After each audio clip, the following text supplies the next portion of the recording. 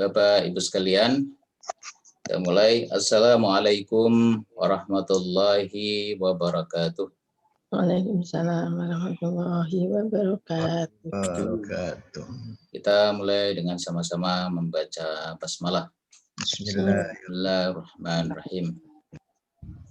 Alhamdulillah wassalatu wassalamu ala Rasulillah Muhammad ibn Abdullah wa ala alihi wa ashabihi wa mawalah. Asyhadu an la ilaha illallah wa asyhadu anna Muhammadan abduhu wa rasuluh alladzi la nabiyya ba'dah. Kita bersyukur kepada Allah Subhanahu wa taala pada subuh kali ini masih diberikan kesempatan, kesehatan sehingga kita bisa menunaikan ibadah ya, sholat subuh, kemudian dilanjutkan dengan belajar bersama ini taklim sebagai identitas kaum muslimin ya. Orang muslim itu identitasnya itu salah satunya adalah belajar yang tiada henti. Nah, termasuk belajar ke masa lalu, sejarah ya. Salawat dan salam kepada Nabi kita Muhammad SAW. Semoga kita menjadi pengikutnya yang setia sampai akhir hayat kita. Amin. Bapak, Ibu, para jamaah Zoomiyah yang dirahmati oleh Allah Subhanahu wa taala, bersama kita sudah bergabung narasumber kita pada kalam subuh. Ini adalah Bapak Dr. Despian Bandarsyah. Bagi yang bergabung bersama kita dari luar UHAMK ya, beliau ini Pak Dr. Despian Bandarsyah ini adalah Dekan Fakultas Keguruan dan Ilmu Pendidikan. Ahli beliau itu adalah memang sejarah ya, di doktor sejarah, S1 sejarah, S2 sejarah, sampai S3 sejarah. Dan kalau dijadikan narasumber dalam seminar-seminar baik yang regional atau nasional itu ya sejarah ya. Dan tulisan-tulisan beliau menyebar di beberapa media, perspektifnya biasanya sejarah ya. Nah, Bapak Ibu sekalian, bagi kita kaum muslimin, sejarah itu penting karena kita memeluk Islam ini karena kita percaya juga pada sejarah ya. Jadi kalau kita nggak percaya pada sejarah maka terputuslah ini keislaman kita. Karena apa? Karena salah satu sumber keyakinan kita ini bersumber dari sejarah yang benar ya, sejarah yang benar akhirnya sampai ke Rasulullah SAW. Nah, Bapak-Ibu sekalian, di pertemuan kita yang lalu ya, ketika bicara sejarah ya, yang disampaikan oleh beberapa narasumber, salah satunya Pak Dr. Jazana Nurjannah, itu adalah sampai pada sejarah masa Abu Bakar Siddiq ya, Abu Bakar Siddiq ya, panjang ceritanya Pak Uslan ya. Masa Rasulullah itu fasenya panjang ya, ada di Mekah, ada di Madinah. Masa Abu Bakar Siddiq ya, juga panjang ceritanya dan syarat dengan spirit perjuangan, pengorbanan ya, kesungguhan, semangat melayani ya. Begitu juga tentu dengan fase sejarah dari Umar bin Khattab ya. Nah, tapi yang penting Bapak sekalian, tidak masa lalunya ya, tapi masa lalunya itu memberi spirit bagi kita untuk kemudian di masa depan kita semakin baik. Cerita tentang masa lalu tidak ada artinya kalau kemudian tidak memberi energi positif bagi kita di masa depan. Yang penting adalah manfaatnya. Nah, tapi kalau kita Islam terus seperti apa yang saya sampaikan, tindakan-tindakan kita itu sandarannya apa? Kira-kira begitu. Salah satunya ya sejarah itu. Baik, saya persilahkan kepada Dr. Despian Bandarsyah untuk menyampaikan materi ya. Kira-kira sampai jam 5.45 atau 5.50 barangkali begitu. Nanti setelah itu kita akan dialog mungkin kira-kira 20 sampai 25 menit. Nah, saya persilakan pada Bapak Dr. Despian Bandarsyah.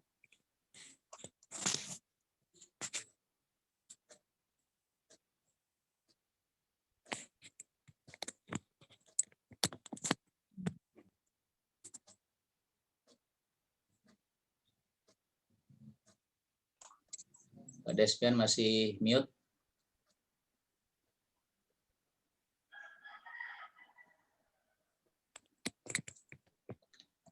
Assalamualaikum warahmatullahi wabarakatuh.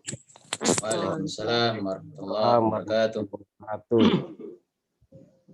Alhamdulillahirabbil alamin wa bihi nasta'in ala umuri dunya waddin wa ala alihi wa sahbihi ajmain. Asyhadu an la ilaha illallah wahdahu la syarikalah wa asyhadu anna Muhammadan abduhu wa rasuluh. Allahumma sholli ala Muhammad wa ala ali Muhammad. Amma ba'du.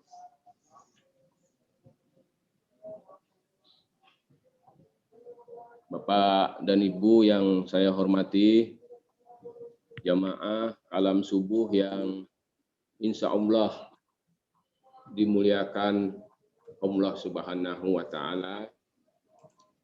Pak Fajri, Ketua LPP AIK, dan para sahabat semua.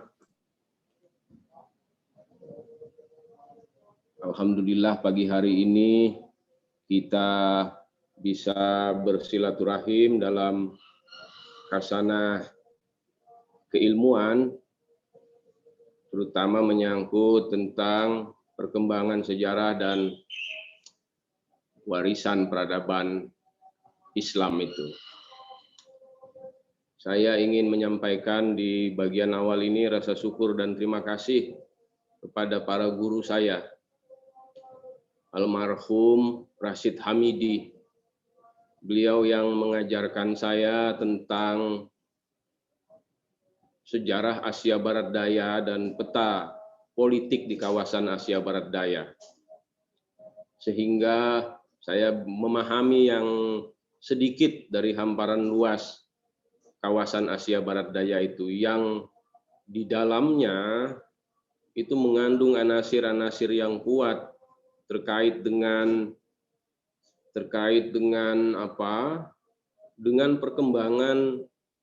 perkembangan sejarah Islam dan peradaban Islam.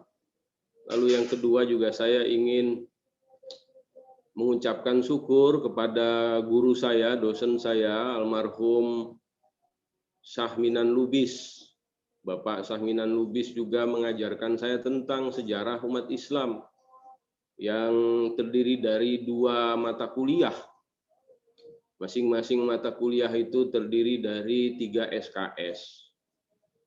Banyak bagian yang saya sampaikan ini sebenarnya pengetahuan yang saya wariskan, yang saya dapatkan dan diwariskan dari kedua almarhum.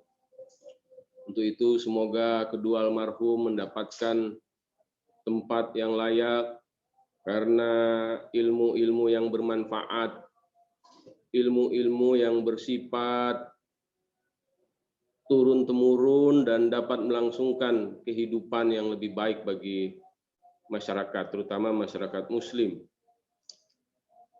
Bapak dan Ibu, kita membicarakan sosok yang sangat terkenal. Banyak pemikir Barat yang menulis tentang Umar bin Khattab radhiyallahu anhum ini. Salah satu pemikir tentang keislaman yang besar, yang hidup sejaman dengan kita, yaitu Karen Armstrong, itu menulis tentang Umar bin Khattab dengan judul yang gagah berani. Umar bin Khattab berperang demi Tuhan. Jadi kalau Umar berperang, maka perangnya dilakukan karena semata-mata pengabdian dan kecintaannya kepada Allah Subhanahu wa Ta'ala. Itulah mengapa Umar berhasil mengembangkan sayap-sayap dakwah Muhammadiyah itu sampai keluar negeri-negeri Jazirah Arab.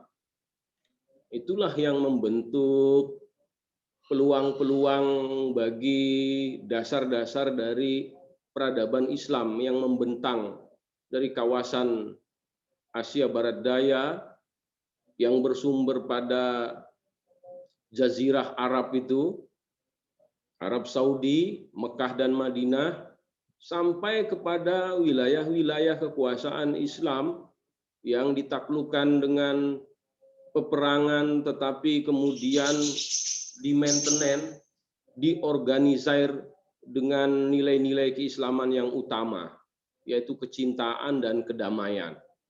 Banyak sekali Bapak dan Ibu sarjana Muslim orientalis yang mengakui ini. Tidak kurang Bernard Lewis, lalu Montgomery Watts menggambarkan betapa Islam tersebar dari dasar-dasar kekuasaan yang dibentuk oleh Umar bin Khattab itu dengan damai. Bapak dan Ibu, untuk itu izinkan saya menyampaikan sedikit tentang makna dari apa yang dimaksud dengan peradaban ini.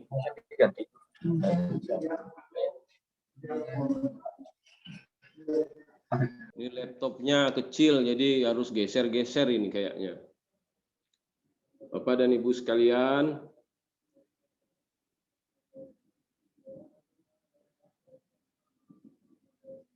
bahwa dalam kajian peradaban menyangkut legasi budaya tinggi, apa yang disebut sebagai peradaban itu membentuk satu unit yang utama.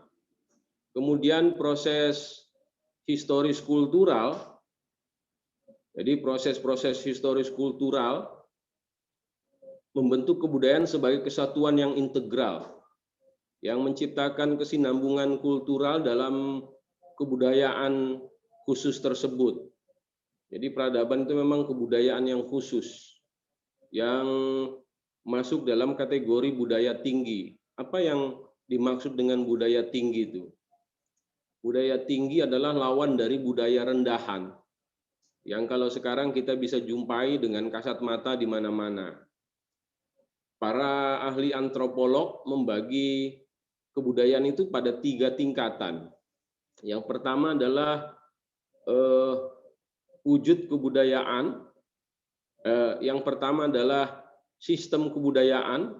Dia terletak di kepala manusia ini, yang disebut dengan sistem berpikir.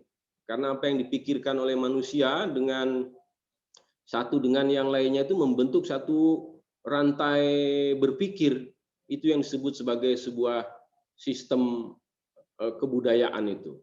Yang kedua, wujud dari kebudayaan itu adalah sistem sosial, ya, yang terletak di tengah-tengah masyarakat, yang kemudian itu memberikan arah, memberikan guidance bagi perilaku manusia dalam hidupnya.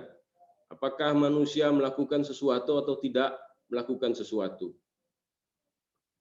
Salah satu unsur pembentuk kebudayaan yang kedua itu, yaitu sistem sosial itu antara lain adalah nilai-nilai agama, nilai-nilai spiritual yang dikandung di dalam ajaran-ajarannya. Yang ketiga adalah produk kebudayaan atau kebudayaan rendahan yang kita kenal dengan istilah pop culture pada hari ini. Bapak dan Ibu, saya ingin mengatakan kebudayaan atau peradaban, kebudayaan tinggi atau peradaban itu terletak pada bagian yang pertama. Dia dibangun oleh spirit berpikir dari masyarakatnya. Lalu juga oleh kegagah beranian masyarakat. Karena Bapak dan Ibu sekalian, tumbuh dan berkembangnya nalar kritis di kalangan umat Islam di masa lalu karena umat Islam memiliki perangkat-perangkat kekuasaan yang bisa memfasilitasi bagaimana para ilmuwan, kaum intelektual, ulil albab itu mengembangkan sayap-sayap peradaban umat itu dengan luar biasa sekali. Itulah mengapa ketinggian, kedalaman, dan keluasan horizon pandang suatu peradaban dapat diukur diantaranya melalui budaya, bentuk-bentuk pemikiran, dan jenis tradisi keilmuan yang dikembangkannya. Walaupun kita harus mengakui Bapak Ibu sekalian bahwa dunia ilmu di kalangan umat Islam itu tertinggal jauh sekali karena kita menghadapi kenyataan pahit dalam rentang sejarah panjang perjalanan umat, yaitu era kejumudan dan ketaklitan. Itulah yang membuat kita mengalami ketertinggalan yang sangat panjang. Pak Fajri itu suka melukiskan ketertinggalan itu berabad-abad lamanya. Jadi kalau kita memasuki era taklid, maka kemudian Barat membangun perangkat peradabannya dengan sangat mewahnya. Maka kita merasakan dan menyaksikan pada hari-hari belakangan ini sampai batas waktu yang belum bisa kita bayangkan. Peradaban umat Islam tertinggal jauh di belakang peradaban Barat. Islam merupakan landasan bagi sebuah pandangan dan sistem baru. Bapak dan Ibu, Islam pada masa itu merupakan sebuah pandangan dan sistem baru karena dia berangkat untuk mengkoreksi keadaan-keadaan yang berkembang pada masa itu, yaitu era jahiliyah. Meski demikian, peradaban Arab memiliki asal-usul ganda. Ya, jadi kalau kita menengok peradaban Arab, maka sebenarnya ada dua bagian yang perlu kita ketengahkan. Yang satu sama lainnya itu bersifat saling memunggungi, paradoks di antara keduanya, yaitu peradaban jahiliyah dan peradaban Islam yang membawa pencerahan itu. Oleh karena Islam datang belakangan, bagi pandangan kearaban dan kemanusiaan tentang kehidupan dan alam, maka permulaan atau jahiliyah dapat ditafsirkan sedemikian rupa dalam perspektif agama Islam. Sehingga belakangan menjadi permulaan dia. Jadi jahiliyah itu memang yang mengawalinya. Apa yang merupakan belakangan juga sesungguhnya merupakan permulaan. Jadi Islam yang datang belakangan itu kemudian menjadi sesuatu yang bersifat permulaan, sebab ia menghapus segala sesuatu yang mendahuluinya. Jadi Islam itu menghapus fenomena-fenomena yang jahiliyah itu yang mendahului keberadaan dirinya. Hingga kemudian dia bisa dikategorikan sebagai yang mendahului atau yang lebih dahulu. Yaitu segala yang bertentangan dengannya di satu sisi dan menciptakan pondasi dasar di sisi lain. Itulah sifat sejarah yang meruang, ya, yang mewaktu, yang dalam sejarah itu dikenal dengan istilah sinkronik. Jadi sejarah itu menjalani proses mewaktu dia di masa lalu, di masa kini, dan di masa yang akan datang. Di samping juga dia meruang, dia bersifat diakronik. Apa yang berlangsung pada hari ini itu juga berlangsung pada saat yang sama di tempat-tempat yang lain atau saling berhubungan peristiwa itu. Maka kita tidak bisa menihilkan realitas yang ada hari ini dengan melupakan atau meniadakan realitas yang berlangsung pada hari kemarin. Secara jahiliyah, Bapak dan Ibu, secara fenomenologis, jahiliyah itu mendahului Islam, seperti yang saya jelaskan tadi, namun secara substansif, Islam mendahului jahiliyah. Karena kita ingin mengedepankan kebenaran lebih dahulu ketimbang kekeliruan, bahkan kesesatan dan kerusakan gitu. Agama dan politik yang berkisar di seputar kekhalifahan yang baru itu, saya kira walaupun Umar bin Khattab adalah kekhalifahan yang kedua setelah Abu Bakar Siddiq, relatif Abu Bakar Siddiq memang tidak lama menjadi khalifah. Menjadi khalifah Rasulullah itu tidak lama. Lalu kemudian Umar bin Khattab menggantikannya. Di seputar kekhalifahan atau kepemimpinan dan agama rasional yang bergerak di seputar watak hubungan antar agama dan nalar itu, serta agama dengan kehidupan dalam dinamika yang tajam, terutama semenjak Rasulullah wafat, muncul dua kecenderungan di kalangan umat itu. Pertama, kecenderungan pertama menemukan landasan dan titik tolaknya dalam Quraisy Arab dan teks agama, Al-Quran, Sunnah, dan beberapa sahabat. Kecenderungan kedua menemukan landasan dan titik tolaknya dalam Islam itu sendiri dan dalam manusia Muslim. Kecenderungan pertama membangun satu konsep teoritik, Bapak Ibu, yang menegaskan ketaatan kepada pemimpin serta keharusan tetap berada dalam kelompok dan mayoritas. Jadi ketaatan terhadap pemimpin itu menjadi semacam taken for granted karena pemimpin itu mentaati Rasulullah, mentaati sunnah, dan tentu saja mentaati Al-Quran sebagai sumber dari segala sumber yang dia laksanakan untuk memimpin. Sementara para pendukung kecenderungan yang kedua membangun satu pandangan yang mengatakan bahwa pemimpin harus diawasi. Jadi pemimpin itu harus diawasi. Keharusan memegang kebenaran dan melawan pemimpin apabila menyimpang dari kebenaran dan keadilan itu perlu dilakukan koreksi.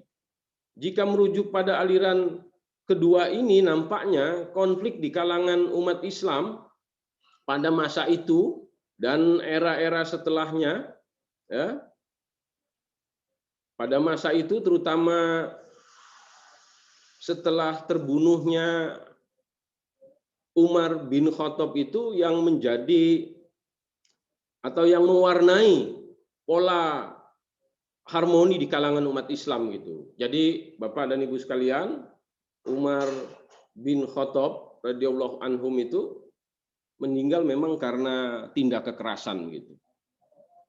Oke, saya lanjutkan saja. Dunia adalah ladang akhirat, kata Al-Ghazali. Agama dapat berjalan sempurna hanya melalui dunia. Jadi seandainya tidak ada dunia, Bapak dan Ibu sekalian, agama itu tidak akan sempurna. Karena di dunia ini segala macam tersedia. Di dunia ini ada kebaikan dan ada keburukan. Ada kejahatan dan ada ketidakjahatan. Ada pahala dan dosa. Disitulah agama menjadi sosok yang sempurna yang direpresentasikan oleh Allah Subhanahu wa taala dalam kehidupan mereka, kehidupan manusia. Kekuasaan dan agama merupakan dua anak kembar. Agama adalah asal, ini yang dikemukakan Al-Ghazali ini sesungguhnya mirip-mirip dengan yang dikatakan oleh Aristoteles ya. Jadi kalau kita berbicara tentang yang mula-mula, maka yang mula-mula itu adalah Allah. Yang pertama, zat yang pertama itu adalah Allah. Setelah Allah itu adalah agama, setelah agama itu adalah rasul-rasul Allah begitu. Atau mungkin juga rasul-rasul Allah baru kemudian agama. Nah, Aristoteles melukiskan bahwa di dalam yang fisik itu, di dalam dunia yang fisik itu ada dunia yang metafisik. Yang metafisik itu adalah yang pertama atau yang mula-mula. Nah, di antara yang metafisik itu ada yang paling mula, yaitu zat yang pertama itu. Jadi ada kemiripan. Segala sesuatu yang tidak memiliki dasar akan runtuh. Sebaliknya, segala sesuatu yang memiliki penjaga akan sia-sia. Sesuatu yang tidak memiliki penjaga itu akan sia-sia.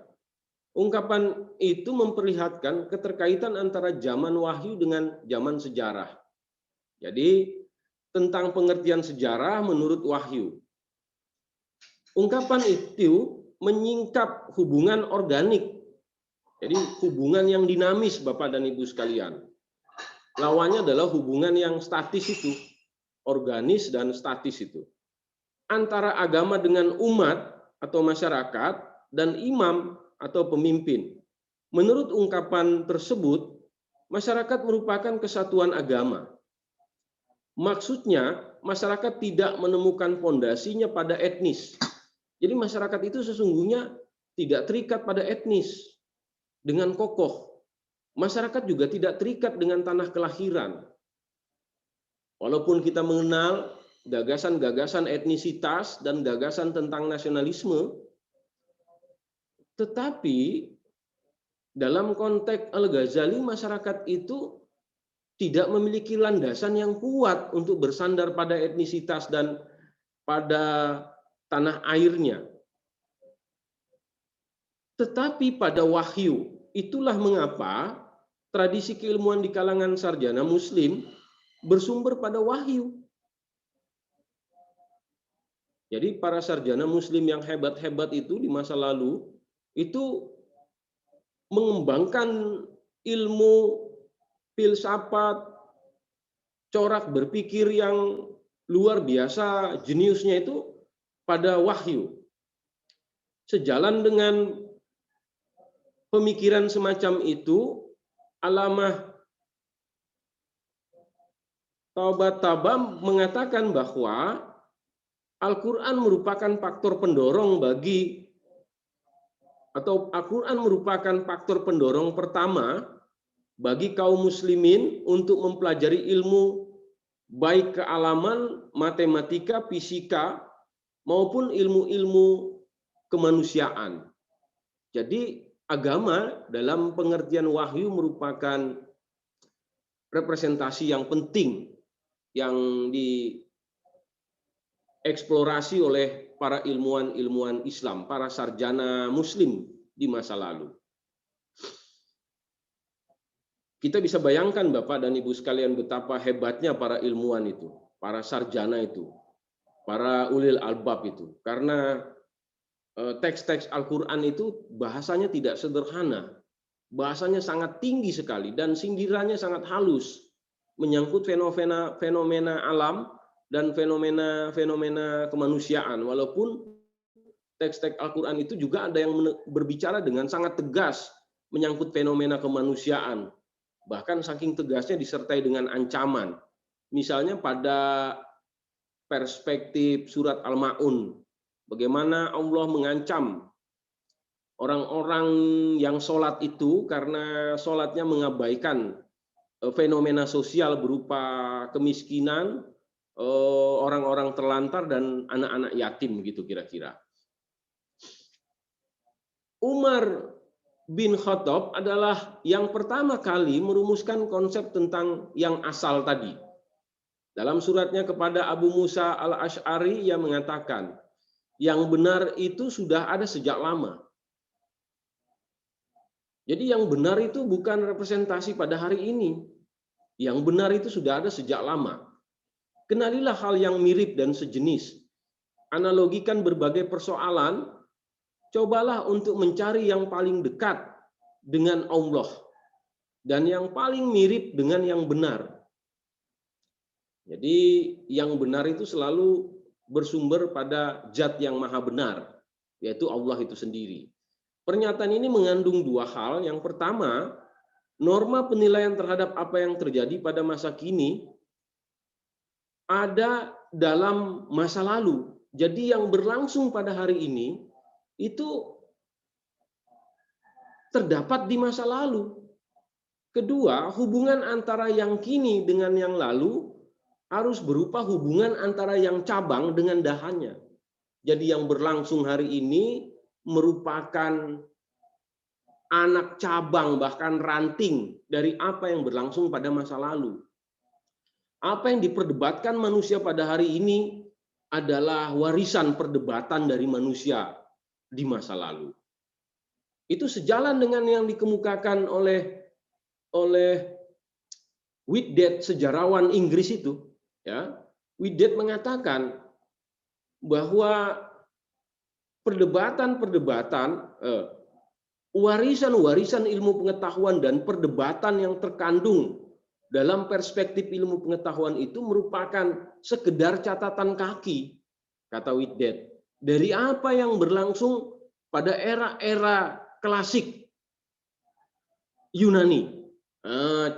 Corak berpikir Aristoteles, Plato, dan Socrates, serta guru-guru besar di era peradaban Yunani itu. Jadi memang demikian itu.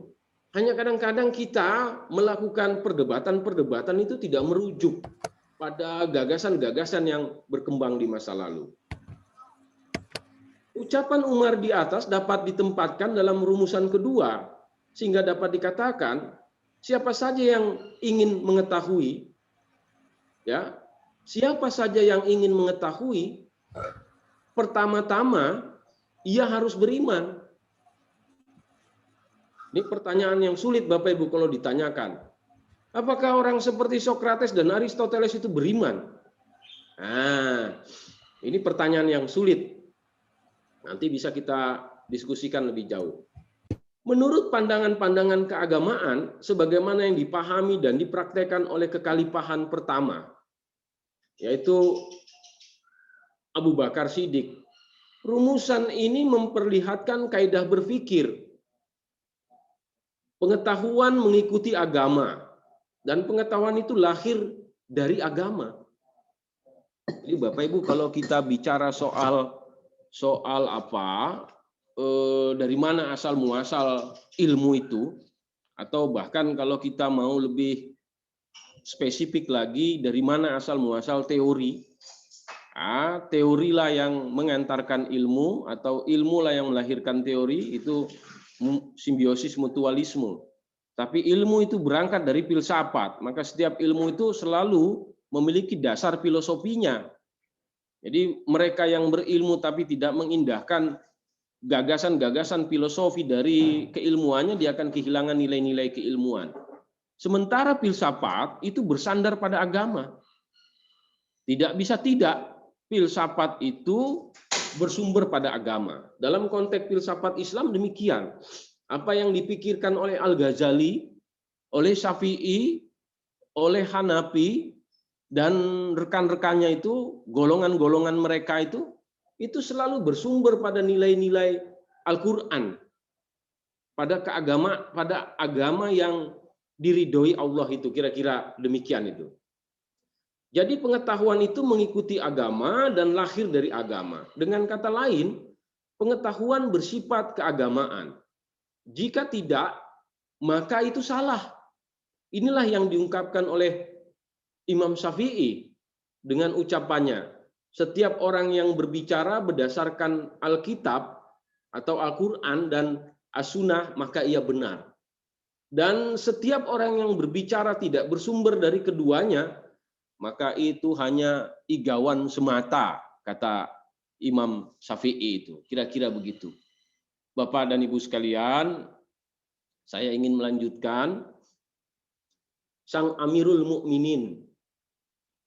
Jadi julukan ini memang beda sekali dengan para khalifah yang lain. Umar bin Khattab itu lebih memilih sebutannya sebagai Amirul Mukminin, pemimpin dari kaum muslim, pemimpin dari orang-orang mukmin. Kira-kira demikian, berbeda dengan khalifah yang lain.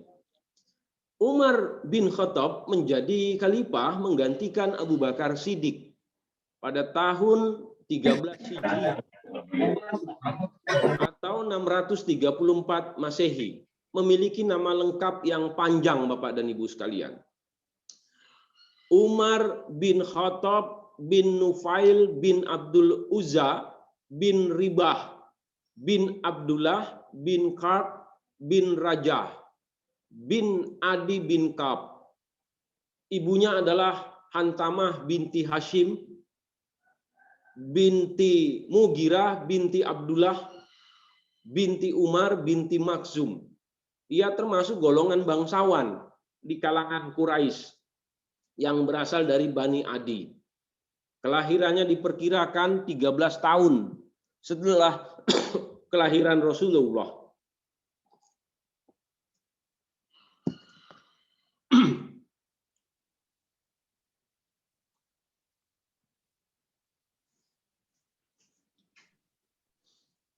Ia seorang yang pemberani, Bapak dan Ibu. Umar adalah seorang yang pemberani, memiliki kepribadian yang teguh dan watak yang keras. Jadi wataknya memang nomor 1 kerasnya di semenanjung Jazirah Arab itu, di Mekah pada era itu. Ia juga dikenal sebagai tokoh yang pandai berdiplomasi. Pada masa-masa jahiliyah, masyarakat sering menunjuknya sebagai penengah bila konflik terjadi di antara mereka, di antara kabilah-kabilah di sekitar Mekah itu. Kelebihan inilah yang menjadikannya sebagai tokoh yang selalu diperhatikan pendapatnya, bahkan oleh Rasulullah sekalipun. Setelah masuk Islam, Rasulullah selalu mengajaknya bermusyawarah dalam setiap masalah yang perlu dimusyawarahkan. Rasulullah menyadari, jadi Nabi Muhammad SAW menyadari keistimewaan manusia utama ini. Jadi Rasulullah menyadari betul. Sebagaimana Rasulullah juga menyadari kedudukan dan pengaruh Amr bin Hisham, Abu Jahal itu, di Mekah. Maka Rasulullah berdoa kepada Allah dalam menjalankan dakwahnya di Mekah itu. Doanya itu, ya Allah, mudahkanlah urusan agamamu ini sehingga menjadi lebih berkembang dan pesat dengan memberikan salah satu di antara 2 Umar ini. Yaitu kalau bukan Amr bin Hisham, maka Umar bin Khattab itu, untuk menjadi bagian dari barisan Islam. Dan kemudian sejarah membuktikan doa Rasulullah itu dikabulkan, dipenuhi oleh Allah Subhanahu wa taala untuk menjadikan salah satu di antara keduanya memeluk Islam. Ini memang luar biasa. Karena dengan masuknya salah satu di antara keduanya, maka dakwah Islam yang tadinya sembunyi-sembunyi itu kemudian bisa menjadi lebih terbuka. Karena kemudian Allah memberikan ridhonya terhadap Umar bin Khattab untuk menjadi bagian dari barisan Islam. Dalam sejarah tercatat bahwa Umar itu adalah manusia yang ke-40 bersama-sama dengan Rasulullah. Bapak dan Ibu, manusia yang 40 ini yang dikatakan oleh para sejarawan Muslim itu sebagai asabikuna awalun, orang-orang yang mula-mula masuk Islam. Dalam tulisan yang ditulis oleh Khalid Muhammad Khalid itu disebutkan 39 karakteristik sahabat Rasulullah itu. Karena yang bersama dengan Rasulullah jadi genap 40 itu. Inilah manusia-manusia yang konon dijamin oleh Allah untuk menempati surga Allah tanpa dihisap. Jadi tanpa dihisap, konon demikian. Kalau penjelasan yang saya sampaikan keliru, saya mohon maaf, nanti bisa dikoreksi oleh para ustadz dan kiai di forum ini. Umar bin Khattab juga dikenal sebagai tokoh yang adil dan melindungi, sekaligus juga menghukum dengan adil. Masa Umar memerintah orang yang tidak berani mengambil hak orang lemah. Orang yang kuat tidak akan berani mengambil hak orang yang lemah. Sebaliknya, orang yang lemah juga tidak takut akan hak-hak dan hartanya untuk dirampas oleh orang-orang yang kuat. Itu disebabkan karena Umar melindungi dan Umar bersikap adil. Jadi karena Umar melindungi dan Umar bersikap adil itu. Nah, ada sesuatu yang menarik ketika misalnya Umar masuk Islam. Ya, ketika Umar masuk Islam itu. Jadi sudah disebutkan tadi, Umar masuk Islam itu merupakan orang yang ke-40 memeluk Islam. Dan ketika Umar masuk Islam itu, kaum Quraisy maupun umat Islam itu terkejut, mengingat Umar itu sangat membenci Rasulullah. Karena Rasulullah itu dianggap sebagai pengkhianat dan perusak tradisi-tradisi yang dimiliki oleh masyarakat Arab jahiliyah ketika itu. Maka Umar itu mencari Rasulullah pada satu ketika dengan penuh amarahnya. Lalu di perjalanan dalam mencari Rasulullah, tekadnya bulat untuk membunuh Rasulullah itu. Umar pergi ke rumah Arkam bin Arkam. Arkam bin Arkam ini adalah tempat Rasulullah mengajarkan para pengikutnya yang sedikit itu. Jadi di rumah Arkam inilah dakwah Islam itu berlangsung secara sembunyi-sembunyi. Sedemikian pentingnya peran Arkam bin Arkam dengan rumahnya, maka di kalangan Muhammadiyah itu pada ortomnya itu tempat kaderisasi disebut dengan istilah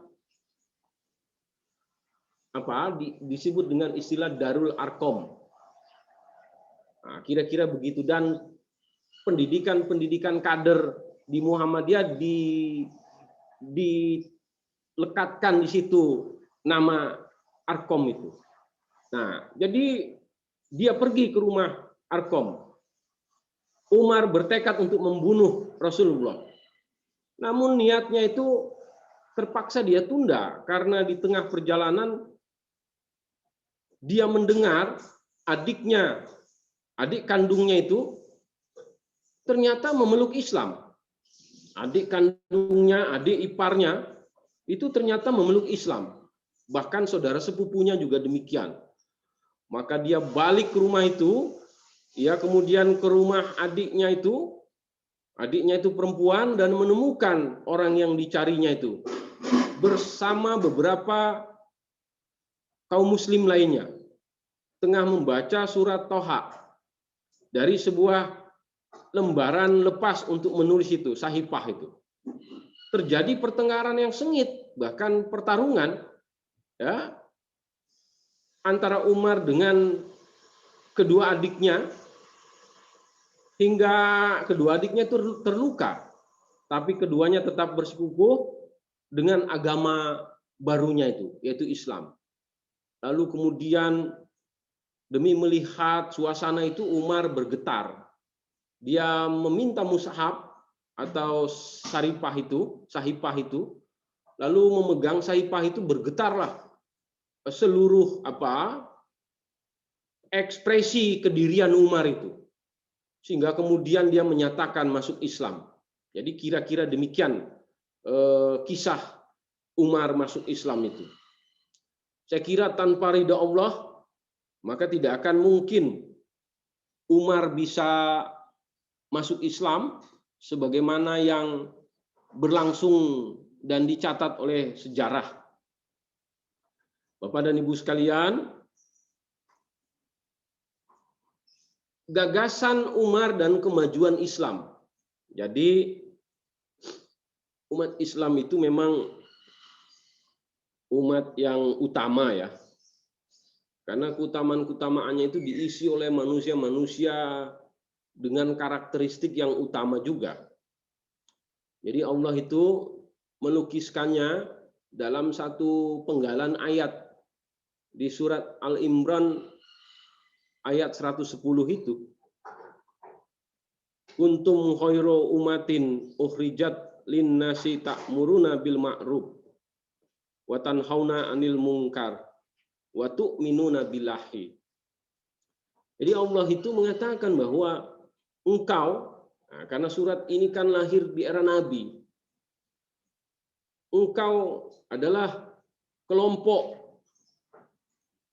umat yang utama, ya, yang diridai oleh Allah, yang karena keutamaannya itu engkau memerangi kebatilan, memerangi kemungkaran, dan menegakkan kebaikan, gitu loh.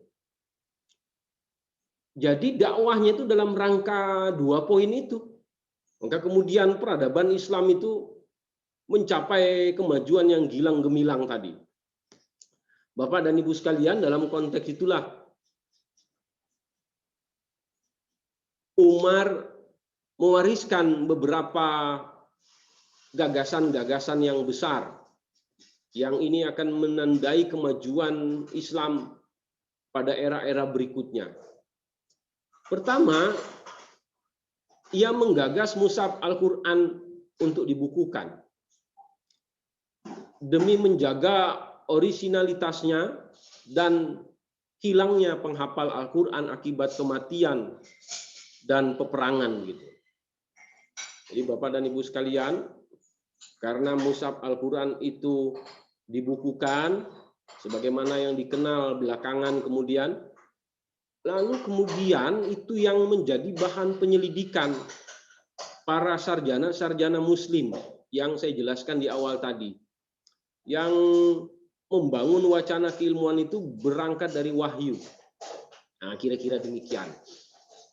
Karena itulah sesungguhnya yang menjadi fondasi dan bata dari perkembangan peradaban Islam di atas dunia ini.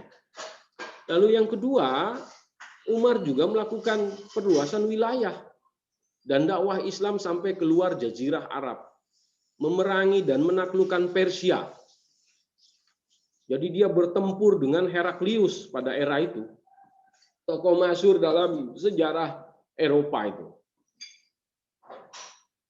Menaklukkan Romawi, Mesir, dan kota Iskandaria. Ini Mesir dan kota Iskandaria ini adalah legenda Bapak dan Ibu sekalian, karena dia didirikan oleh Iskandar Zulkarnain yang kekuasaannya itu meliputi timur dan barat. Jadi Iskandar Zulkarnain itu dilukiskan memiliki tanduk di kepalanya. Tanduk itulah merupakan representasi dari kekuasaannya di timur dan di barat. Seorang penguasa yang hebat pada masanya. Lalu juga Irak. Inilah yang menjadi dasar kemudian Islam bisa melakukan ekspansi sampai ke Eropa. Bapak dan Ibu, saya kira berdirinya Bani Umayyah yang didirikan oleh keturunan-keturunan dari Abu Sofyan, terutama Muawiyah bin Abu Sofyan itu, anak dari Abu Sofyan itu disebabkan karena perluasan wilayah yang diawali oleh Umar bin Khattab. Lalu pada abad ke-9, ketika Tariq bin Ziyad, panglima Islam masyhur dan terkenal di Eropa itu memasuki wilayah Eropa pada tahun 911 itu, ya, 911 atau 711, saya agak lupa ini Bapak dan Ibu sekalian. Hanya dengan 250 pasukannya, itu merupakan kekuatan-kekuatan yang pondasi awalnya itu dirintis oleh era Rasulullah dan lalu disempurnakan oleh Umar bin Khattab. Jadi hanya dengan 250 pasukan, Tariq bin Ziyad bisa menaklukkan Itali, Kepulauan Sisilia, dan Prancis bagian selatan dengan sangat megahnya, gitu. Jadi kira-kira demikian. Yang ketiga, Umar membentuk Baitul Mal, ya, Ini merupakan gagasan besar yang menjadi dasar dari pembaharuan dalam bidang ekonomi sebagai upaya untuk memberdayakan umat. Bapak dan Ibu, dalam konteks yang pertama dalam konteks yang kedua, perluasan wilayah dan dakwah Islam itu, bagaimana mungkin masyarakat yang sering berperang di antara mereka, karena orang Arab itu sering berperang, Bapak Ibu, konflik di antara mereka itu tidak pernah berkesudahan. Karena mereka itu bersuku-suku dengan sedemikian intens. Lalu kemudian bisa bersatu dan menaklukkan negeri-negeri besar dan membentuk sejarah yang begitu anggun. Banyak para sejarawan dan ilmuwan yang melakukan riset tentang ini menyimpulkan bahwa mereka meyakini ada penyebab utama yang sangat kuat yang mendorong pasukan Umar itu bisa sukses dalam perangnya dengan kemenangan-kemenangan yang hebat, yaitu keyakinan akan kebenaran iman dan keagungan Allah Subhanahu wa Ta'ala. Bapak dan Ibu sekalian, itulah kira-kira bagian yang berikutnya, Bapak Ibu. Yang terakhir ini saya ingin mengatakan demikian. Khalifah Umar bin Khattab meninggal pada bulan Zulhijjah 23 Hijriah atau 644 Masehi dalam usia 63 tahun. Kematiannya disebabkan oleh luka yang diderita akibat tikaman yang dilakukan oleh Abu Lu'lu'ah, pembunuh yang berasal dari Persia, yang memiliki dendam akibat penaklukan yang dilakukan pasukan Islam pada masa Umar.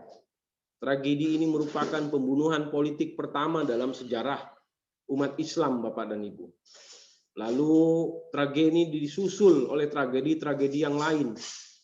Terbunuhnya Utsman bin Affan dan terbunuhnya Ali bin Abi Thalib beserta kedua putranya dalam peristiwa-peristiwa yang menyejarah dan banyak disesalkan oleh para kaum muslimin setelah berabad-abad era itu berlalu sekalipun.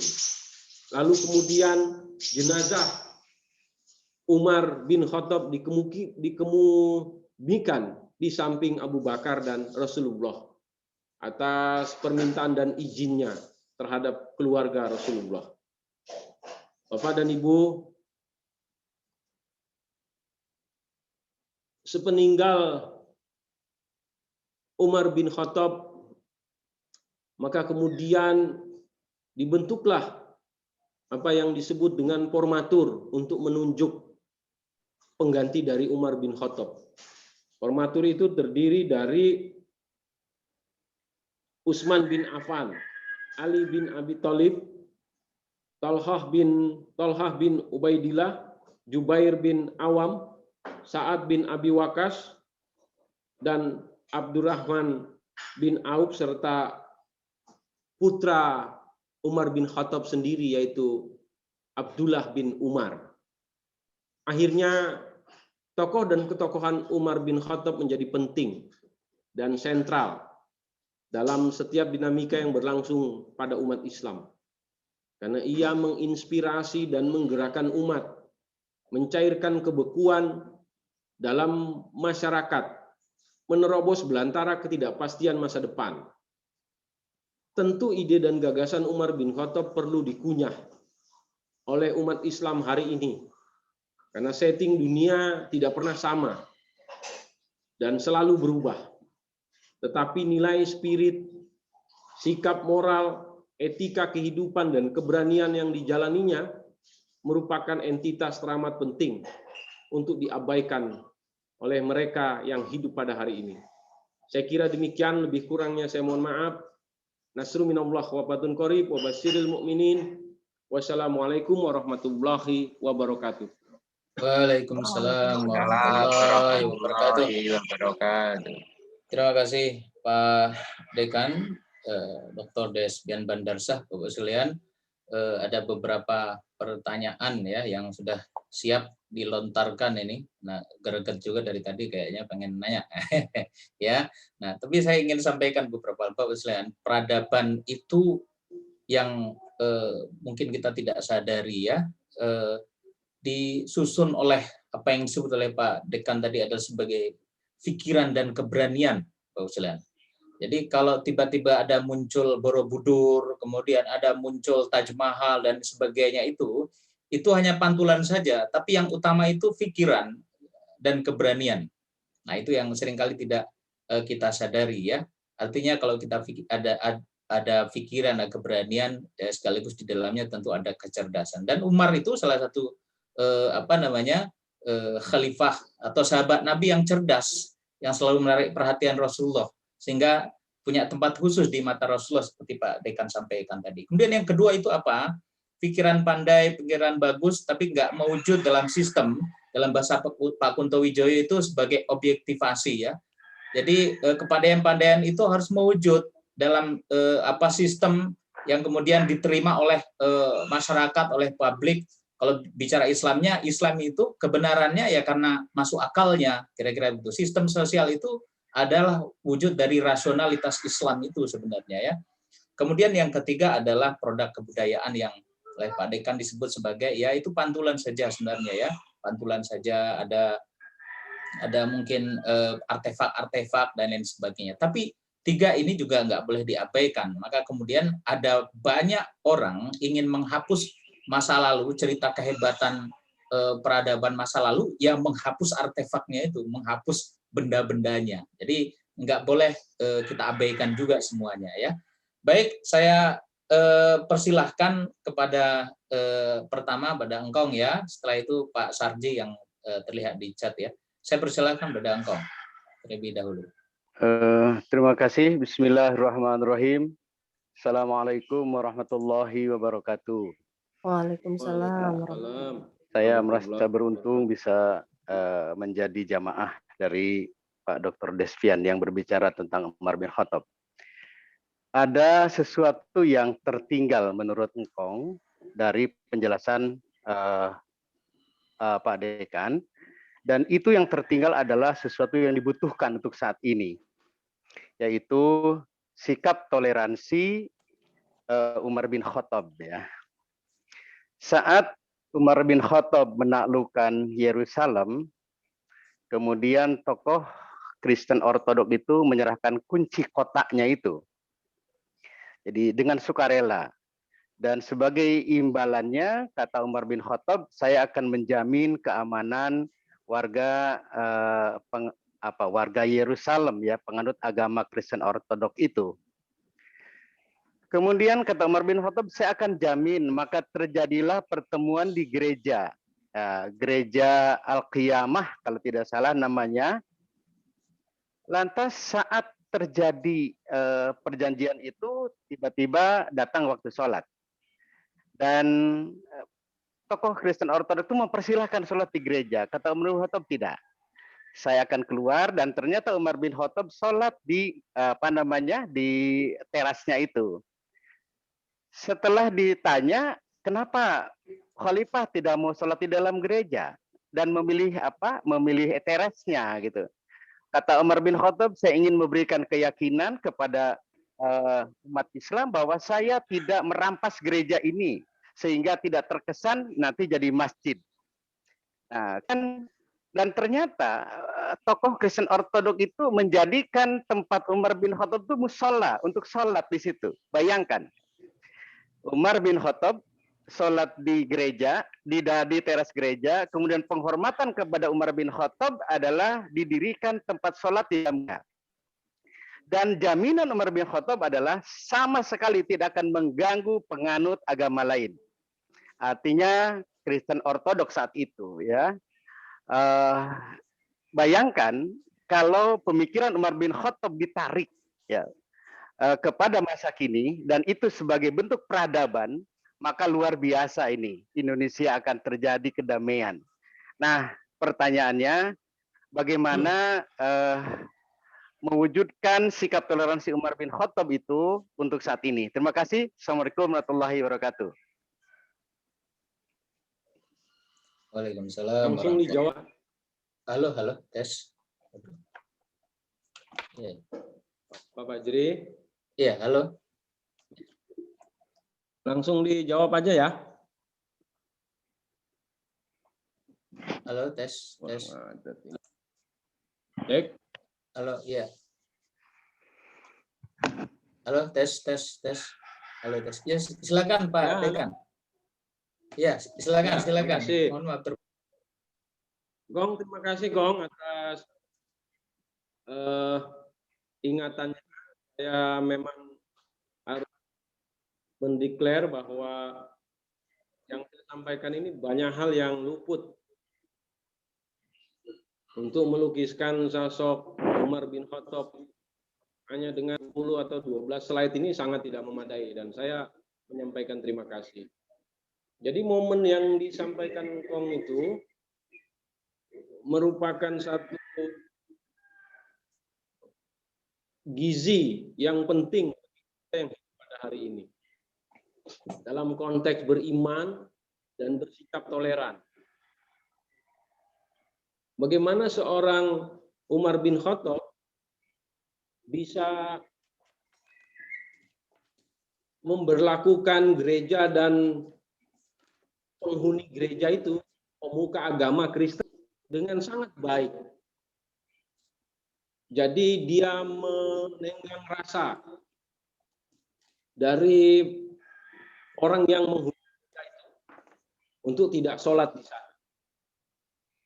Nah, berbeda dengan pandangan kebanyakan umat Islam hari ini, tidak sholat di gereja itu karena gereja itu dipandang sebagai najis, haram dan seterusnya. Nah, engkong, saya ingin mengatakan bahwa sebenarnya cara beragama umat Islam hari ini itu memiliki landasan sejarah yang kokoh untuk belajar di masa lalu terhadap pribadi Umar, juga terhadap pribadi khalifah Rasulullah yang lain. Bahwa Umar sebagai umat Islam yang keras, sebagai khalifah yang keras, tetapi memiliki kelembutan dan sikap toleran. Dan kalau kita perhatikan, Bapak dan Ibu sekalian, hampir seluruh perkembangan peradaban Islam setelah era Umar itu mengalami kemajuan dalam kategori-kategori fisik disebabkan karena sikap toleran dan welas kasihnya ajaran Islam yang dijalankan oleh para pengikut Rasulullah itu. Jadi bagaimana Islam bisa masuk ke Eropa, ke Andalusia, itu karena setelah peperangan seluruh penduduk Andalusia itu dilindungi. Bahkan kemudian tidak sekedar dilindungi, tetapi diberikan kebebasan. Dan mereka membandingkan antara kekhalifahan Islam dengan kerajaan-kerajaan di Eropa yang menghegemoni mereka. Oh, jauh sekali. Disitulah kemudian bangsa-bangsa masyarakat Eropa itu berbondong-bondong masuk Islam. Maka kemudian muncullah peradaban-peradaban besar di Andalusia itu. Peradaban besar di Damaskus. Peradaban besar di Baghdad. Melalui kekhalifahan Abbasiyah, melalui kekhalifahan Umayyah, dan kekhalifahan lainnya. Itu karena sikap toleran itu. Jadi engkau, saya tentu harus mengatakan bahwa kita perlu belajar dari sikap-sikap yang adil semacam itu. Itu adalah keadilan. Keadilan itu adalah segala sumber dari kebaikan. Dan kebaikan itu sesungguhnya adalah keadilan itu sendiri. Halo Pak Dekan. Ya. Ya. Ini ternyata yang bertanya ini masih antri ini Pak Dekan. Baik. Saya ini mohon maaf tadi karena error sedikit sehingga saya mempersilakan pada Pak Dekan untuk menjawab satu dulu. Tapi ini yang 4 ini mungkin disampaikan dulu secara langsung, baru kemudian nanti direspon oleh Pak Dekan. Khawatir nanti ada beberapa yang mirip ya. Yang pertama dari Pak Sarji, setelah itu Pak Mas Atif, setelah itu Mas Rizky Amrillah, terakhir Pak Margiono ya, sesuai di chat tadi.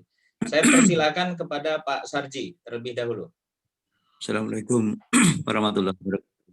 Waalaikumsalam warahmatullahi Pak Dekan wabarakatuh. sudah memberikan pencerahan kepada kita.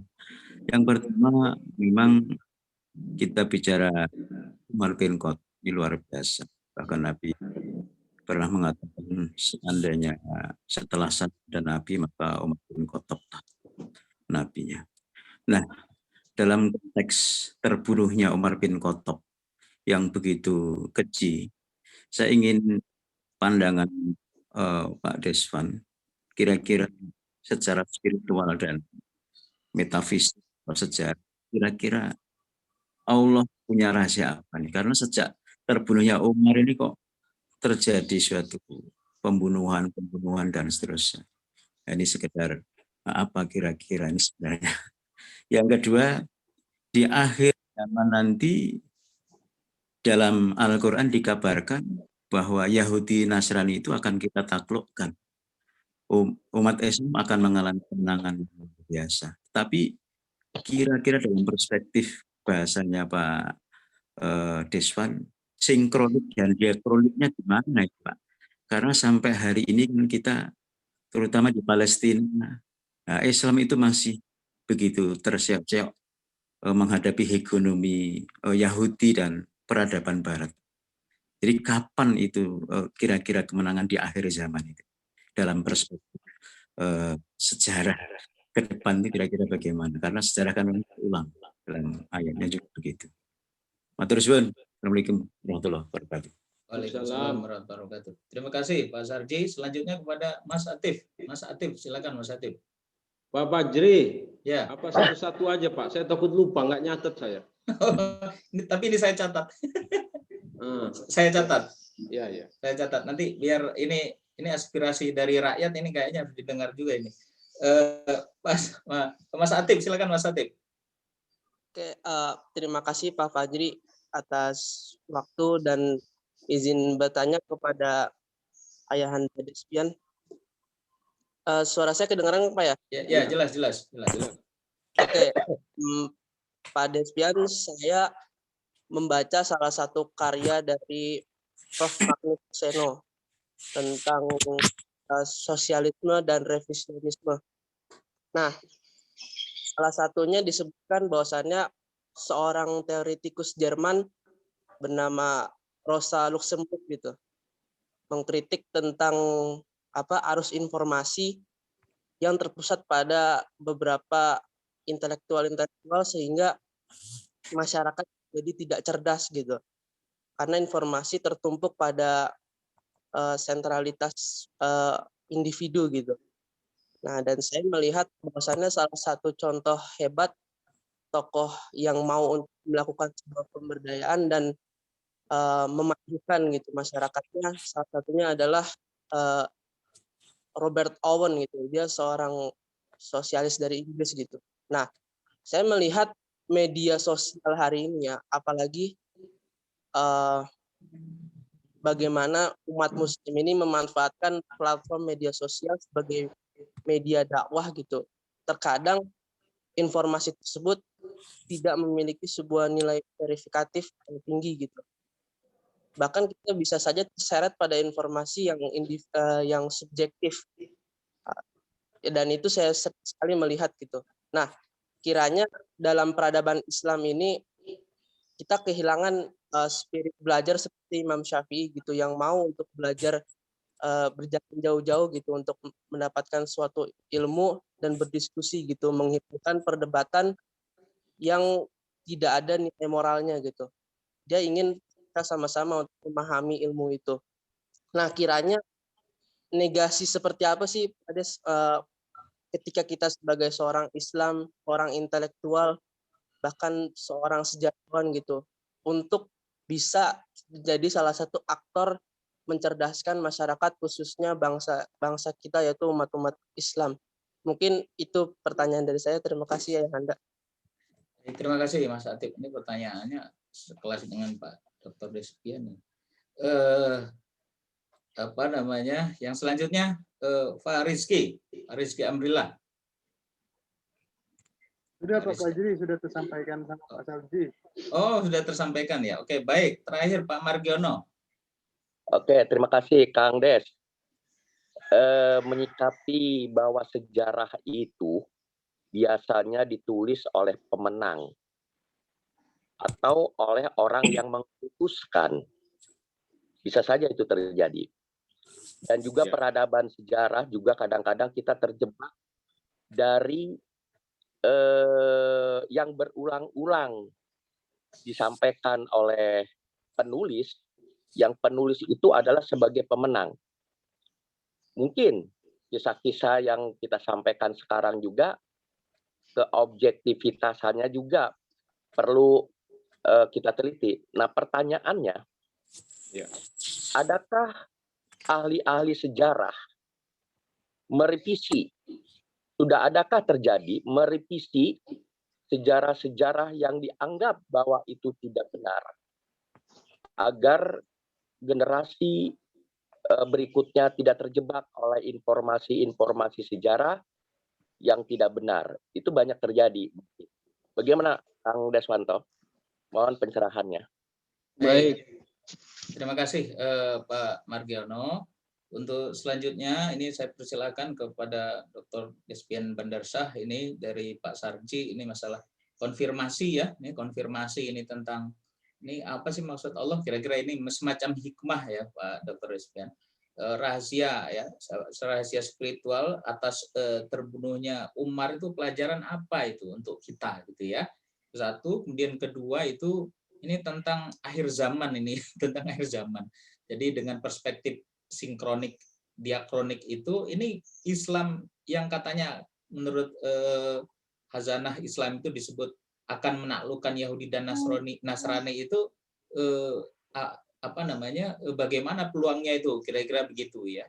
Itu dari Pak Sarji terlebih dahulu. Silakan Pak Dekan. Ya, yang Pak Sarji terima kasih sekali. Saya agak bergetar untuk menjawab pertanyaan yang pertama itu karena berat sekali sebenarnya. Kelas saya belum nyampe ke sana. Tetapi saya ingin menyampaikan sedikit dan mohon maaf dan mohon dibantu oleh para senior orang tua saya.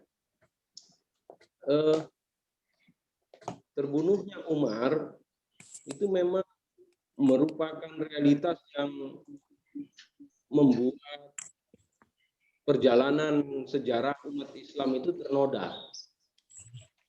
Dan noda itu kemudian makin membesar ketika Utsman dan Ali beserta kedua putranya juga terbunuh dalam peristiwa-peristiwa yang sangat dramatis. Ini tidak bisa kita pungkiri. Itulah salah satu stigma yang dilekatkan oleh kelompok-kelompok Islamophobia dan kelompok orientalis minded itu terhadap umat Islam sampai hari ini. Bahwa Islam itu berkembang melalui pencitraan yang buruk. Ada lumuran darah di sana. Fakta itu nggak bisa kita ingkari memang. Tetapi kelompok-kelompok semacam itu melupakan bahwa Islam itu kemudian membangun satu kesalehan, membangun satu harmoni, membangun satu peradaban yang bertebaran di muka bumi ini dengan sedemikian megah dan mewahnya. Itu yang tidak diungkapkan secara objektif. Nah, dalam konteks kematian Umar, memang sangat mencengangkan apa sebenarnya yang terdapat di balik peristiwa itu. Rahasia apa? Kenapa Allah membiarkan? Saya mohon ampun ini, seolah-olah saya menggugat Allah. Mengapa Allah Subhanahu wa Ta'ala membiarkan tokoh sekaliber Umar bin Khattab yang dikatakan oleh Rasulullah tadi, seandainya ada nabi setelah saya, maka itu adalah Umar, kata Rasulullah. Terbunuh. Apakah tidak bisa dicegah Ya, tentu saja kita sebagai umat beriman itu akan mengatakan bisa dicegah kalau Allah mau. Jadi kematian seseorang itu memang pada puncaknya itu adalah takdir Allah. Tetapi dalam konteks kehidupan manusia, mengapa ada orang yang mengaku Muslim lalu kemudian bertindak keji dengan membunuh membunuh Umar bin Khattab? Karena dia memang memiliki perasaan sakit hati dan dendam. Abu Lu'lu'ah itu orang Persia yang negerinya itu ditaklukkan oleh kekuatan-kekuatan Islam di bawah Umar bin Khattab. Dendam ini yang tidak bisa dihilangkan. Dan kalau dendam itu sudah merasuk, menetap, berkembang biak di dalam alam pikiran dan hati manusia, maka memang manusia itu sudah seperti setan perilakunya. Jadi kan Allah menjamin setan itu ya bisa berbuat apa saja kepada anak cucu Adam gitu. Maka karena Allah menjamin, ya tindakan membunuh Umar itu kan sesuatu yang logis, masuk akal. Karena Allah tidak mungkin juga, saya tidak tahu apakah bahasa tidak mungkin itu tepat atau tidak tepat, kurang ajar atau bagaimana, maka saya mohon ampun. Allah juga tidak mungkin merepresentasikan dirinya dalam konteks kehidupan manusia dengan mencegah langsung Umar terbunuh misalnya semacam itu. Nah, lebih dari itu jawaban saya tidak bisa memberikannya, Pak Sarji. Saya kira di sini banyak sekali guru-guru saya, nanti beliau bisa menambahkannya. Yang kedua, jadi Allah itu menjanjikan bahwa umat Islam itu akan mencapai kemenangan. Umat Islam itu akan mencapai kemenangan, dan janji Allah itu sudah terpenuhi dan dipenuhi. Sudah terpenuhi dan sudah dipenuhi oleh Allah. Sudah terpenuhi dan sudah dipenuhi oleh umatnya di masa lalu. Lalu apakah kemudian itu akan terjadi lagi di masa depan? Bapak dan Ibu, kontestasi kehidupan manusia pada hari ini berbeda dengan yang berlangsung di era Nabi dan para sahabat. Bahkan di era para sahabat-sahabat. Dia menjadi berbeda karena hari ini pengetahuan ilmu dan pengetahuan manusia itu sudah mencapai puncak-puncak tertinggi yang paling praktis.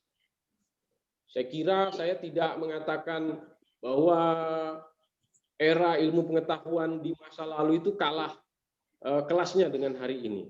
Ini kan persoalan perkembangan sunatullah dan zaman begitu. Karena manusia itu hidup dibekali oleh Allah dengan pikiran. Pikirannya itulah yang kemudian mengembangbiakan diri dalam konteks pengetahuan. Maka tentu saja kita ingin mengatakan bahwa peradaban hari ini jauh berkembang dari peradaban-peradaban di masa lalu dalam pengertian-pengertian praktisnya. Tapi dalam pengertian etisnya, etika dan moral akhlaknya itu memang jauh sekali berbeda. Jauh sekali. Kalau para ilmuwan di masa lalu itu mengembangkan ilmunya, ya, termasuk tokoh-tokoh besar dalam mazhab Islam itu saya kategorikan sebagai ilmu. Apa yang dimiliki oleh Syafi'i, Hambali, Hanafi, dan seterusnya itu ilmu. Semata-mata menyandarkan diri dan bersandar kepada keridhaan Allah. Tapi hari ini ilmu pengetahuan itu kan lebih banyak, kalau tidak bisa saya sebutkan semata-mata bersandarkan diri pada kepentingan-kepentingan prestis duniawiyah gitu. Maka semakin ilmu pengetahuan berkembang, semakin peluang kerusakan di muka bumi ini semakin lebar. Semakin lebar. Maka saya sering mengatakan dalam konteks itu setan itu benar. Bahwa setan itu mengklarifikasi kepada Allah. Kenapa Allah menciptakan manusia yang hanya akan membuat kerusakan di muka bumi? Tapi dalam konteks ketaatan, setan itu jelas murtad dan salah. Karena Allah itu maha mengetahui. Kata Allah, engkau tidak mengetahui apa yang aku ketahui. Engkau tidak mengetahui rencanaku. Dan seterusnya dan seterusnya. Jadi perbedaannya di sana. kalau kemajuan Islam di masa lalu disebabkan karena keikhlasan dan kejuhudan, ya, bukan kejumudan, kejuhudan dari pemikir-pemikir Islam, dari intelektual-intelektual Islam untuk mengabdikan dirinya bagi kepentingan dan kebesaran Islam, apakah pada hari ini itu berlangsung? Nah, itu yang jadi persoalan. Maka kemudian Bapak dan Ibu sekalian, energi yang besar yang dimiliki oleh para ilmuwan di masa lalu itu bisa mendorong Islam mensejajarkan diri dan bersaing dengan ketat dengan peradaban-peradaban Yunani yang tumbuh sebelumnya. Bahkan para intelektual Barat itu mengakui, dan memang demikian yang terjadi. Bangunan dari peradaban Eropa pada abad-abad pencerahan, setelah abad ke-8 itu banyak disandarkan pada kemegahan dari peradaban-peradaban yang dikembangkan oleh ilmuwan Muslim pada abad-abad ke-7, 8, 9, 10, 11, dan 12. Jadi ketika itu Eropa itu gelap. Lalu bagaimana hari ini? Bapak dan Ibu, saya ingin mengatakan, kita itu tertinggal jauh. Ada transformasi kehidupan intelektual yang dimiliki oleh Barat dengan sangat konsisten, yang tidak dimiliki oleh Islam, oleh umat Islam. Setelah masa-masa kemunduran, masa-masa jahiliyah Barat pada abad ke-8 yang dimulai pada sekitar abad ke-5, ke-6 sampai dengan abad ke-14, katakanlah demikian, sesungguhnya Barat tidak juga selesai dengan perkembangan ilmunya.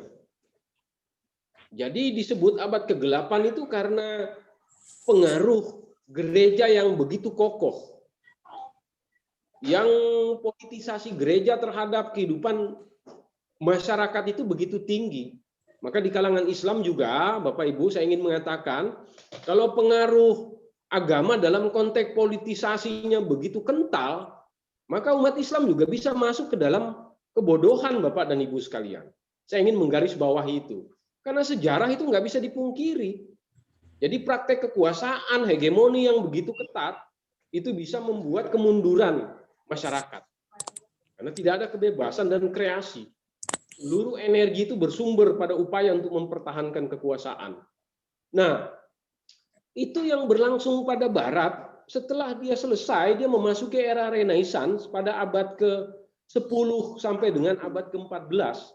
Bapak dan Ibu, setelah abad Renaissance, dia memasuki abad pencerahan. Di dalam abad pencerahan itu ada proses perkembangan ilmu dan filsafat. Lalu dia memasuki abad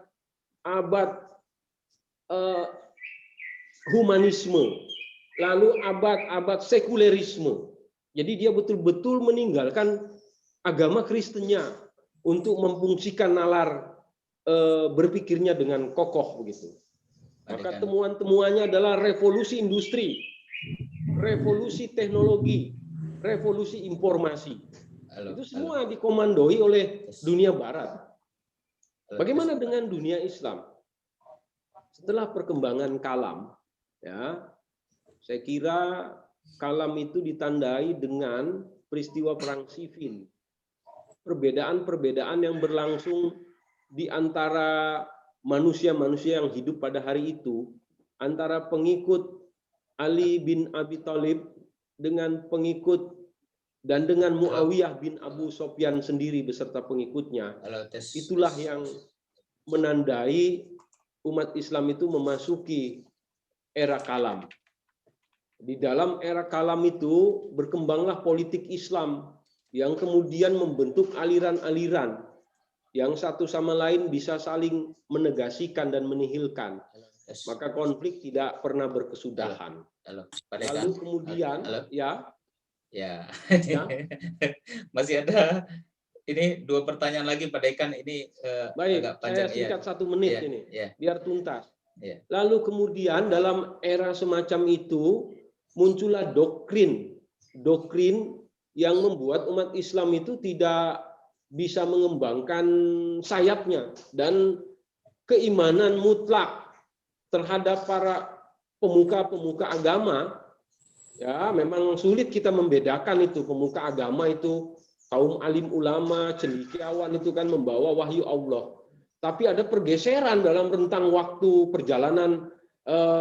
perjalanan semacam itu yang tidak disadari oleh kalangan umat Islam, sehingga terwujudlah apa yang disebut dengan taklid dan kejumudan itu. Itu membuat proses pencerahan itu mengalami stagnasi. Jadi filsafat Islam itu tidak diturunkan ke dalam konsep keilmuan. Lalu ketika filsafat Islam ingin diturunkan ke dalam konsep keilmuan, pertentangannya hebat sekali. Karena ilmu itu membutuhkan nalar yang rasional. Filsafat Islam itu bersandar pada keimanan dan keyakinan, serta nalar rasional juga.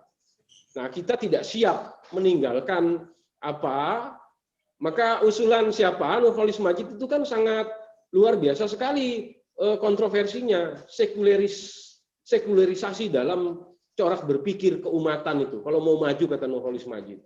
Karena dia memandang apa? Tetapi Bapak Ibu sekalian, saya ingin mengatakan sekularisasi berpikir itu juga mengandung resiko. Sebagaimana yang dialami oleh kehidupan dunia pada hari ini. Kerusakan akhlak dan moral. Jadi bagaimana? Ya, ceritanya panjang sekali. Kalau kita mau, kita harus konsisten membangun peradaban ini dengan ilmu. Di samping juga ilmu itu harus bersandar pada iman. Maka dikatakan ilmu tanpa iman itu menjadi liar dan merusak. Iman tanpa ilmu itu menjadi lumpuh. Bapak dan Ibu, sebagian besar umat Islam itu berada pada arus yang kedua. Iman tanpa ilmu. Sebagian besarnya lagi itu berada pada arus yang pertama. Sementara yang berada pada arus di tengah-tengahnya, di antara keduanya itu belum banyak. Itulah mengapa kita mengalami ketertinggalan yang jauh. Saya kira itu Pak Sarji, terima kasih. Terima kasih Pak Dekan. Ini mohon dijawab dengan ringkas karena waktunya terbatas. Ini dari Mas Atip dan Pak Margiono ya. Mas Atip ini tentang bagaimana menjadi aktor ya, aktor atau pemain dalam tanda petik ya, pemain informasi ya di tengah informasi yang seliweran. Kalau dulu itu ilmu itu terpusat pada tokoh, nah sekarang ini ilmu itu berseliweran ya, karena ada media sosial dan lain sebagainya. Itu Mas Atip. Kemudian yang kedua ini tentang revisi sejarah. Karena sejarah biasanya ditulis oleh para pemenang, jadi yang kalah itu ya tertutup, dan kemudian karena berkuasa kemudian balikkan sejarah lagi. Tentang revisi sejarah, silakan Pak Dekan dalam waktu kira-kira 5 menit untuk kemudian kita akhiri. Baik, Pak Margiono, Om Margi, saya mengucapkan terima kasih bahwa saya juga mengandung prasangka terhadap teks yang saya baca. Saya misalnya membaca buku yang ditulis oleh Khalid Muhammad Khalid ini. Khalifah Rasulullah. Ini buku lama sekali. Ini isinya adalah tentang puja dan puji terhadap Umar bin Khattab. Tetapi saya juga berupaya mengimbangi gagasan-gagasan tentang puja dan puji itu terhadap Adonis ini. Arkeologi sejarah pemikiran Islam ini. Nah, Bapak dan Ibu, tentu saja juga saya membaca buku dari Profesor Hamka.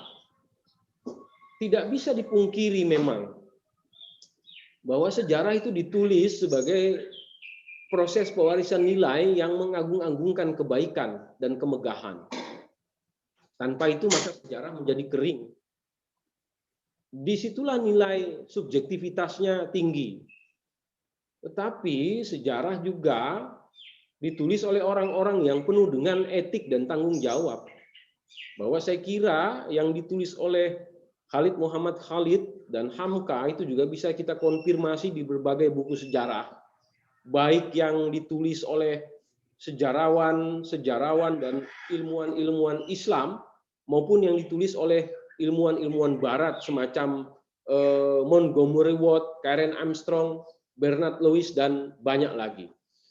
Saya berkesimpulan, sesungguhnya para ilmuwan Barat sekalipun dengan dalam tanda kutip agak malu-malu mengakui kebesaran-kebesaran epos dari tokoh-tokoh Islam itu. Jadi perilaku watak kepahlawanan yang di dalamnya itu ada keikhlasan, ada toleransi, ada kecerdasan, ada keberanian, itu diakui dengan malu-malu. Saya membaca literatur itu, bagaimana Montgomery Watt memberikan keterangan-keterangan dalam bahasa yang tengahan, tetapi dia sebenarnya mengakui kehebatan Islam di Umayyah, itu kira-kira demikian. Bagaimana kemudian memang berbeda bahasanya dengan sejarawan-sejarawan Muslim yang agak tradisional ya. Tapi kalau sejarawan Muslim yang modern dalam pengertian-pengertian syarat dengan nalar keilmuan dan nilai kritis itu memang cenderung lebih tengahan bahasanya. Saya ingin menyebutkan misalnya apa yang ditulis oleh siapa? Ini ensiklopedia tematis ini, ditulis oleh sahabat dan guru-guru kita di UIN ini. Akar dan awal ini ada 7 jilid ini. Ini juga ditulis dalam bahasa yang agak moderat. Tetapi yang ditulis oleh tokoh-tokoh Islam semacam katakanlah yang terbaru ini, pemikir Muslim seperti Husain Herianto, kemudian Omar Bakar, Osman Bakar, dan Mehdi Ghazani serta Haidar Bagir itu lebih moderat dia. Bahasanya itu lebih moderat, tidak melulu puja-puji. Nah, dalam konteks itu sesungguhnya stereotip dari perilaku Umar bin Khattab pun muncul, Bapak dan Ibu. Umar bin Khattab sebagaimana kelompok-kelompok Quraisy terkemuka lainnya itu memang berpikirnya agak primordialistik, bahwa kekhalifahan itu setelah Rasulullah itu tidak bisa, dimiliki oleh kelompok-kelompok di luar bangsawan Quraisy, di luar tokoh-tokoh Quraisy itu. Jadi misalnya itu muncul dalam diskusi uraian-uraian di ensiklopedia tematik, bahkan Profesor Hamka juga mengungkapkannya. Kira-kira demikian.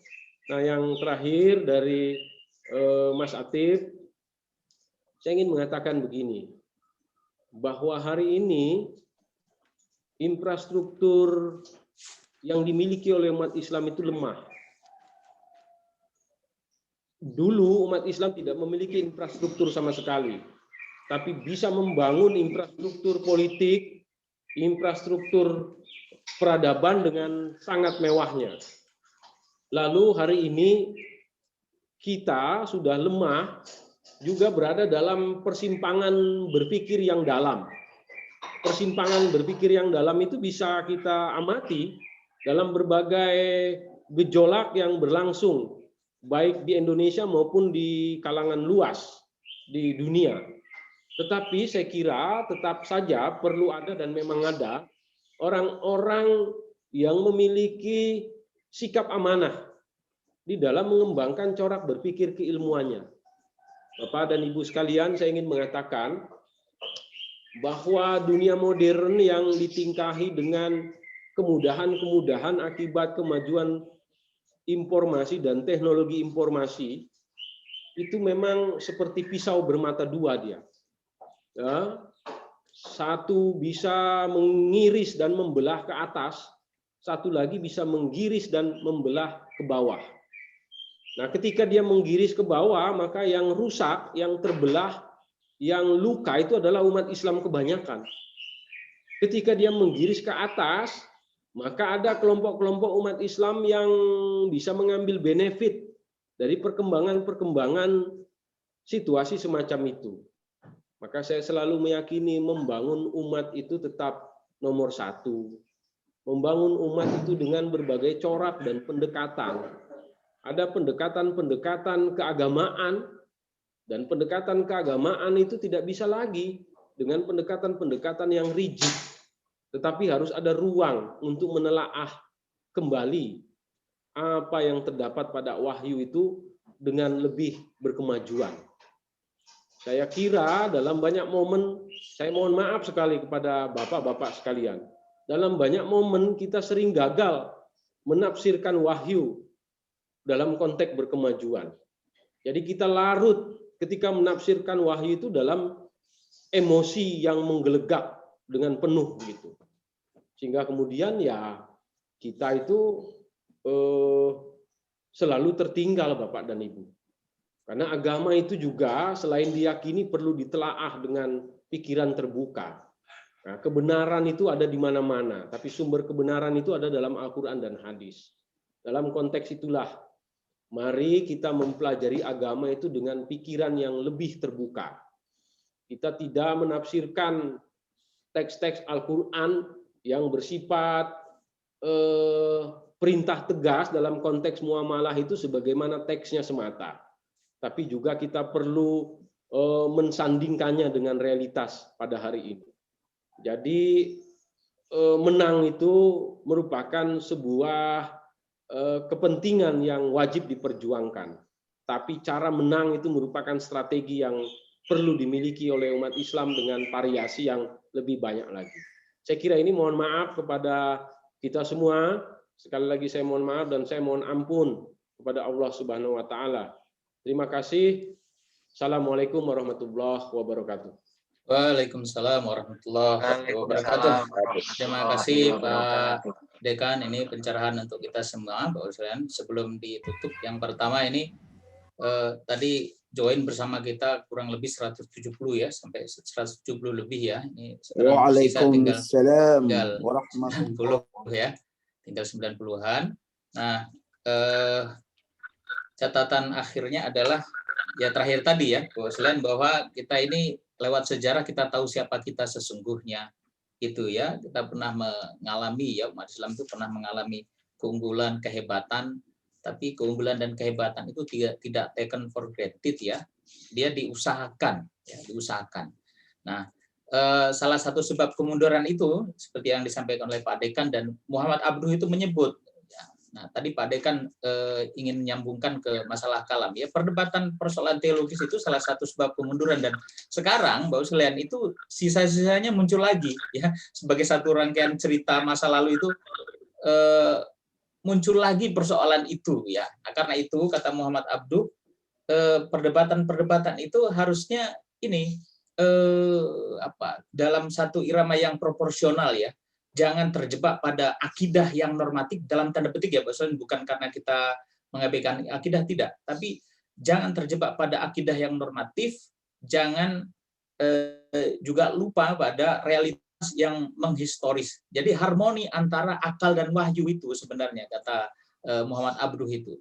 Jadi kalau kita dalam tanda petik wahyu minded ya, wahyu minded bukan wahyu yang asli dalam pengertian dari Allah itu, tapi pemahaman kita tentang wahyu yang terbatas itu kemudian tidak nyambung dengan akal sehat, maka kita tidak akan pernah maju. Begitu juga sebaliknya, ketika akal kita hidupkan, tapi akal itu tidak bersandar pada wahyu, ya itu dalam kajian tauhidnya, itu hidup kita berorientasi kemana, kira-kira begitu. Maka rumusan yang paling sederhana sebenarnya, sejarah umat Islam itu harus dipadukan sebagaimana ditegaskan dalam kalimat yang sempurna itu, Iqra bismi rabbikal ladzi khalaq, membaca dengan nama Tuhan. Membaca adalah simbolitas dari akal, kemudian Rabb itu adalah simbolitas dari kewahyuan. Jadi tidak ada kemajuan umat Islam tanpa keduanya. Terima kasih, kita akhiri dengan sama-sama membaca hamdalah. Alhamdulillah. Assalamualaikum warahmatullahi wabarakatuh. Waalaikumsalam. Terima kasih Pak Dwi, Pak Resvian, Putri Mustika, sehat. Terima kasih Pak Des. Pak Nandi, Pak Enong. Ya, terima kasih. Terima kasih. Assalamualaikum semuanya. Pak Bun. Sehat Pak Bun. Ya, alhamdulillah. Iya. Mari kita berjemur.